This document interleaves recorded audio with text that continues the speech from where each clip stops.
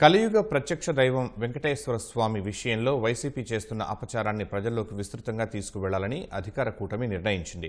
YCP తీరును తటస్థ వేదికలపై ఎండగట్టాలని కూటమి నేతలు భావిస్తున్నారు.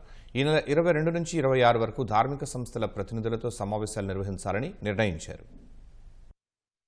మంత్రి నారా లోకేష్ మంత్రులు, కూటమి పార్టీల ముఖ్య నేతలతో జూమ్ కాన్ఫరెన్స్ నిర్వహించారు. మంత్రులు అచ్చెన్నాయుడు, వంగలపూడి అనిత, అనగాని సత్యప్రసాద్, నిమ్మల రామానాయుడు, నాదెండ్ల మనోహర్, కందుల దుర్గేష్, సత్యకుమార్ యాదవ్, ప్రభుత్వ విప్ హరిప్రసాద్, టీడీపీ రాష్ట్ర అధ్యక్షుడు పల్లా శ్రీనివాసరావు, ఎమ్మెల్సీ సోము వీర్రాజు, బీజేపీ రాష్ట్ర అధ్యక్షుడు మాధవ్ కాన్ఫరెన్స్ లో పాల్గొన్నారు. వైసీపీ నేతలు మండలిలోకి చెప్పులు, బూట్లు వేసుకుని వెంకటేశ్వర స్వామి చిత్రపటాలు పట్టుకుని రావడంపై నేతలు మండిపడ్డారు. భక్తుల మనోభావాలు, నమ్మకాలపై వారికి ఏమాత్రం గౌరవం లేదని దుయ్యబట్టారు. వెంకటేశ్వరుని చిత్రపటాన్ని ఏదో సాధారణ బొమ్మలు పట్టుకున్నట్లుగా తీసుకురావడాన్ని తీవ్రంగా తప్పుబట్టారు. హిందువుల మనోభావాలు, నమ్మకాలపై దాడి చేయడం వారి మూలాల్లోనే ఉందని ఆక్షేపించారు. గతంలో వైఎస్ రాజశేఖర్ రెడ్డి తిరుమల శ్రీవారివి 7 కొండలు కాదు 2 అన్నారని గుర్తు చేశారు. ఇప్పుడు వైసీపీ నేతలు కల్తీ నెయ్యితో లడ్డూ ప్రసాదాలు తయారు చేసి ఘోర అపచారానికి ఒడిగట్టారని ఆగ్రహం వ్యక్తం చేశారు. పైగా నెయ్యి కల్తీ జరగలేదని